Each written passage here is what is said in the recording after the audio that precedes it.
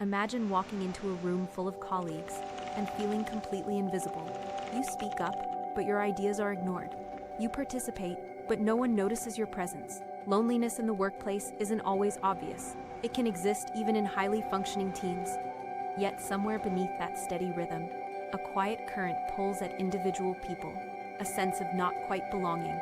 This is the unseen struggle, being present but invisible, speaking and being unheard, participating but not feeling noticed. That invisible line between merely being present and truly belonging can shape everything, from the spark of creativity to the courage to take risks. In this video, we won't just talk at you about research or theory.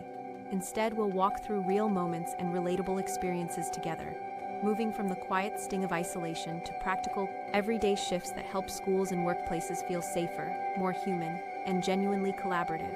You linger at a doorway and watch the office unfold. A colleague smiles politely in passing, another buries herself in spreadsheets. Someone in a meeting raises a hand and gets cut off.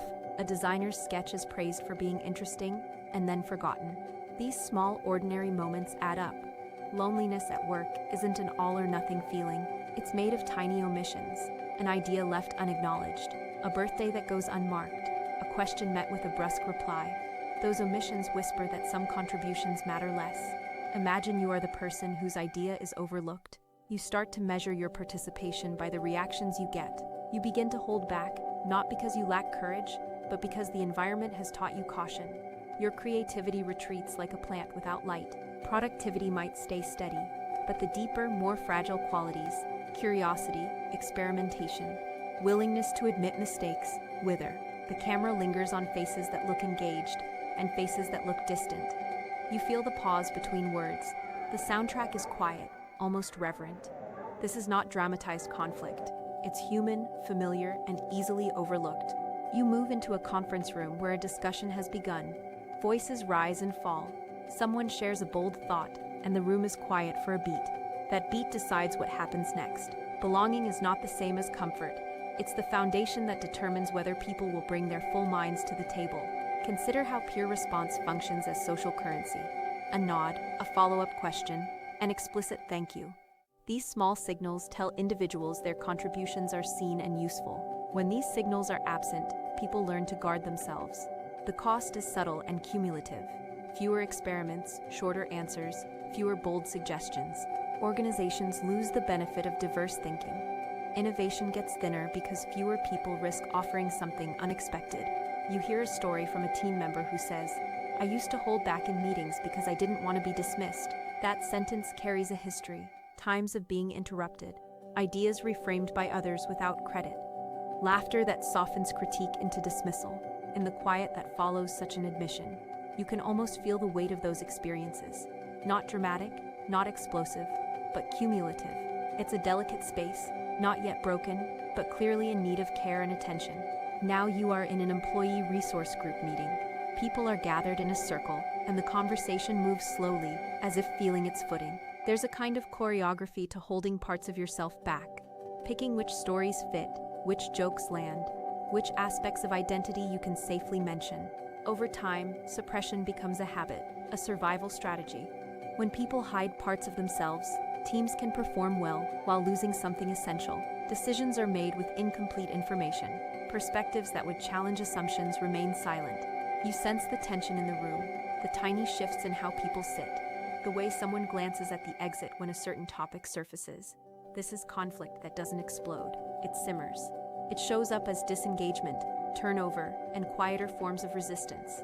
Picture a meeting where someone has an idea shaped by their lived experience, but they don't voice it because they worry about being seen as emotional, too particular, or simply off-message. The group misses that insight.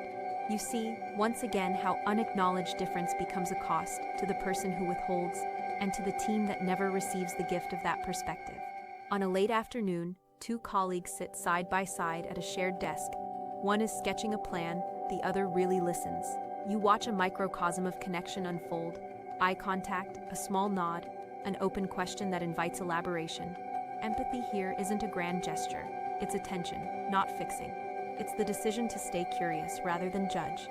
Leaders who demonstrate empathy create ripples. When someone in authority acknowledges a mistake as a learning step, others breathe a little easier. When a manager asks, "Tell me more about how you saw that," they signal that interpretation and perspective are welcome. This is the turning point where hidden conflict meets connection. You notice subtle shifts. People start staying in conversations longer, hesitations soften, interruptions decrease, empathy slows the rush to conclusion, and privileges understanding. It doesn't solve everything instantly, but it changes the rules of engagement. It makes risk less costly. A small group gathers around a table. A mentorship session unfolds with patient pacing. The mentor asks questions that help the mentee name their goals and concerns. The mentee talks about small wins and repeating fears. Mentorship is structural empathy, a predictable place where people can bring rawness and curiosity together.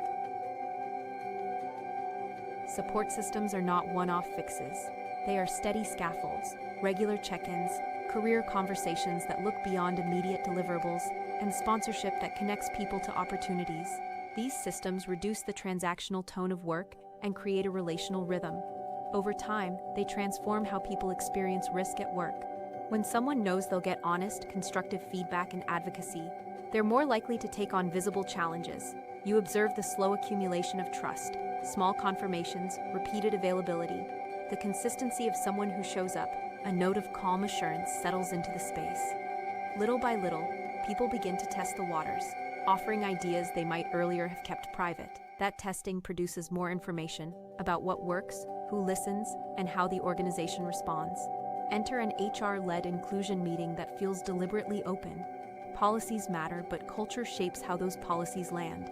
Inclusivity is a practice, recognizing how different communication styles, holidays, or family structures affect the day-to-day experience of colleagues. Leaders and peers begin exploring ways to adapt practices, meeting norms that rotate speaking order so quieter voices are heard, recognition rituals that highlight diverse milestones, communication guidelines that avoid assumptions about availability. This responsiveness is not assimilation, it's an active dance of adjustment that values multiple ways of working and being. In this scene, you see the office become more like a neighborhood party than a monologue. People share traditions, mark important dates, and notice different ways people prefer to be acknowledged. The music is steady and hopeful. Inclusion becomes visible through repeated, practical choices. Not slogans on posters, but living behaviors that reduce the effort people spend hiding parts of themselves. A wellness seminar fills a meeting room. People sit with notebooks, they practice brief breathing exercises, and they talk in small groups about emotional regulation and communication tools. Mental health and social emotional learning, SAL, offer languages and practices for everyday interactions. How to give feedback that is specific and compassionate, how to name feelings without shaming, how to ask for help in ways that encourage connection. Safety, sustained over time, requires both individual tools and organizational systems. Clinics and counseling matter, but so do the micro skills. "I felt left out when that idea was redirected" is a sentence that invites repair when everyone knows how to hear and respond. It builds that shared competency.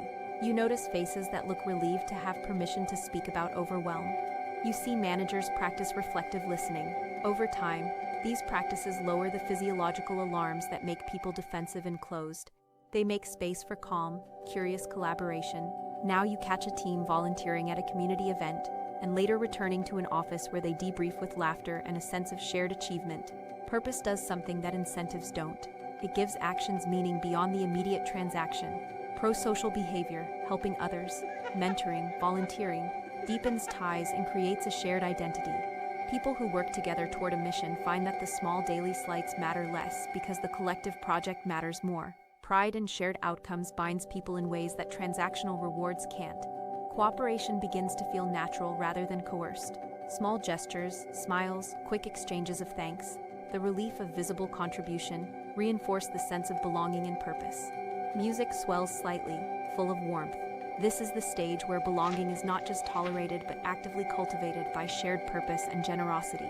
You move through open workspaces that include quiet nooks, collaborative benches, and flexible schedules on a shared calendar. Holistic safety recognizes that people bring whole lives to work, caregiving responsibilities, health needs, and community ties. When organizations honor those realities with flexible policies, predictable support, and respect for boundaries, people can bring more of themselves to work with less fear. Imagine someone who needs to leave early for a doctor's appointment and is met with understanding rather than suspicion.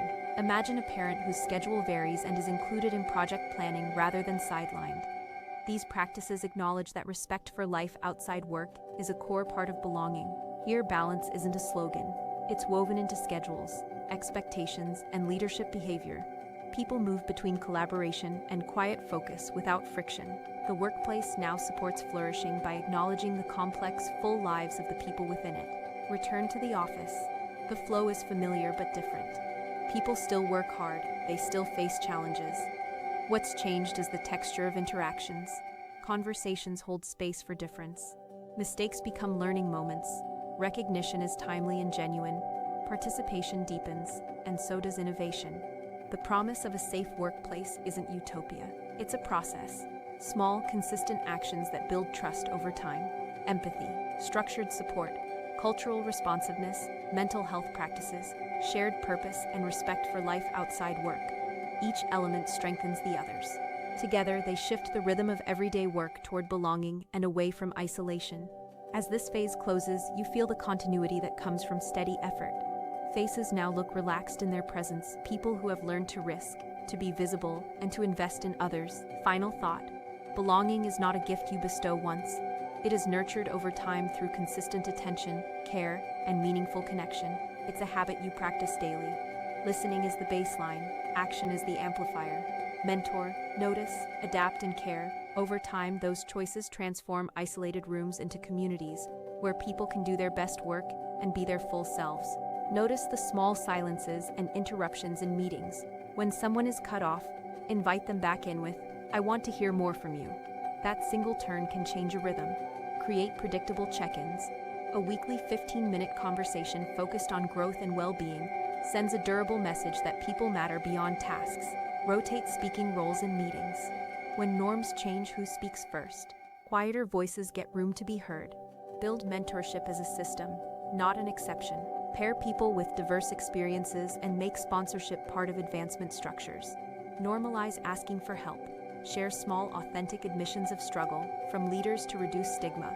Offer multiple ways to contribute. Silent brainstorming boards, written idea submissions, and one-on-one follow-ups allow different communication styles to thrive. Celebrate varied milestones.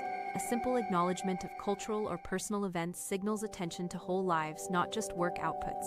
Train for social-emotional skills.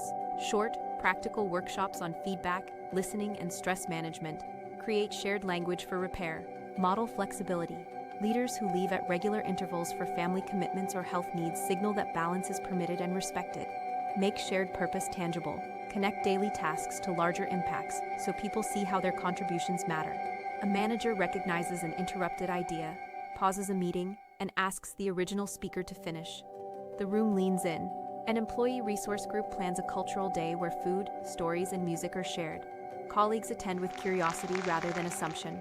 A mentorship pair revisits a career goal and maps 3 concrete next steps with timelines and check-ins. A wellness session ends with employees exchanging facts about stress management and committing to short daily check-ins. A team schedules a day for community volunteering and returns with renewed camaraderie and ideas for future collaboration. You don't have to wait for a perfect policy or a dramatic leadership pivot to begin creating safety. Start where you sit. Listen, name small harms, acknowledge contributions, and make one consistent change in how you show up. The journey from isolation to belonging is gradual and requires patience, but it's also achievable. Each small action is a building block. Together they become the architecture of a workplace where people not only work but belong. Resources, on-screen suggestions, practical toolkits on meeting norms, feedback scripts, and mentorship templates. General resources on workplace well-being and social-emotional learning. Options for local mental health services and employee assistance programs. As the office hums with activity, people feel seen enough to try, and that change, slow and steady, sustains real transformation. For those curious to explore these ideas further, you can find related recordings in our playlist or on this channel. Subscribing allows you to continue following this educational journey, and your comments or likes help guide future content. Thank you for learning with us today, and we look forward to sharing more insights in the next video.